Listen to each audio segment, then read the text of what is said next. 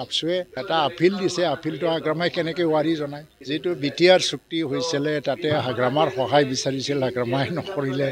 আমাৰ প্ৰতি ভাল দৃষ্টিৰেও চোৱা নাই, তেওঁ আমাক সহায় কৰিবলৈও চেষ্টা কৰা নাই। খালি যদি একেলগে বুজাবুজিৰ মাজত ইলেকশ্যন খেলিব লাগে, সেইটো যদি ওলাই আহে বেলেগ নাই। কিন্তু যদি তেওঁ অকলে খেলে আমাৰ কাৰণে ফেক্টৰ নহয় বেলেগ, আৰু কংগ্ৰেছটো একেবাৰে ফেক্টৰ নহয়। যদি সঁচাকৈ এই আপচুৰ আহ্বানটো হাগ্ৰামা মহিলাৰী ৱাৰি দি পেলাই আগবাঢ়ি আহে, আমিও আছোঁ আলোচনা কৰিবৰ কাৰণে। কিন্তু তাৰ কাৰণে বহুত সময় নাই আমাৰ হাতত। তেওঁ যদি আগবাঢ়ি আহে খোলা মনেৰে বিনা চৰ্তত, তাত বহুত কথা আলোচনা কৰিব পৰা যায়। আমাৰ কাৰণে সকলো দিশত আলোচনা কৰিবৰ কাৰণে খোলা।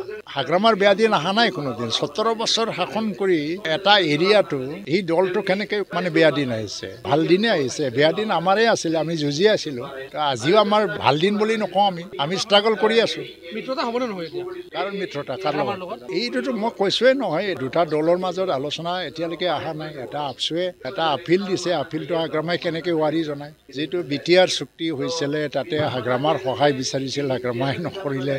আমাৰ প্ৰতি ভাল দৃষ্টিৰেও চোৱা নাই, তেওঁ আমাক সহায় কৰিবলৈও চেষ্টা কৰা নাই। আমাৰ কাৰণে সকলো দিশত আলোচনা কৰিবৰ কাৰণে খোলা। মুখ্যমন্ত্ৰী এজনে অসমৰ চুকে কোণে যাব পাৰে, আৰু বিজেপি এটা ৰাষ্ট্ৰীয় দল, তেওঁৰ নীতি নিৰ্ধাৰক আছে, এনালাইচিছ ৰিচাৰ্চ উইং আছে। তেওঁলোকে কি ভাবিছে তেওঁলোকৰ কথা আমিতো ক'বলৈ নাযাওঁ, কাৰণ বিজেপিৰ লগত 2020তো আমাৰ মিত্ৰতা নাছিল, এইবাৰো নহ'ব।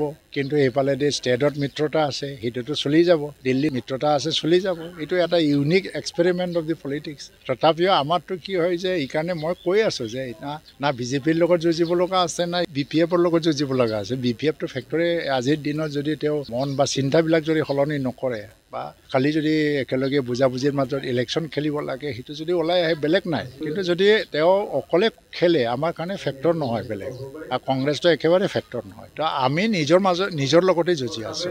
আমাৰতো চিম্পল মেজৰিটি পাম, সেইটো এবছলুট মেজৰিটিত কেনেকৈ লৈ যাব লাগে।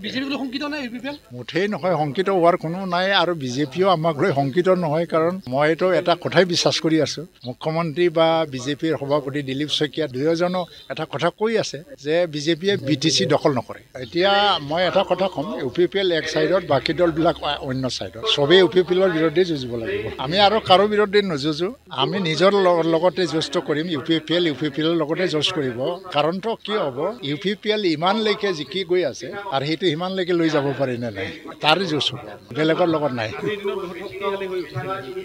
বহুত শক্তিশালী কেডাৰ ভিত্তিক সংগঠন হৈ গ'ল।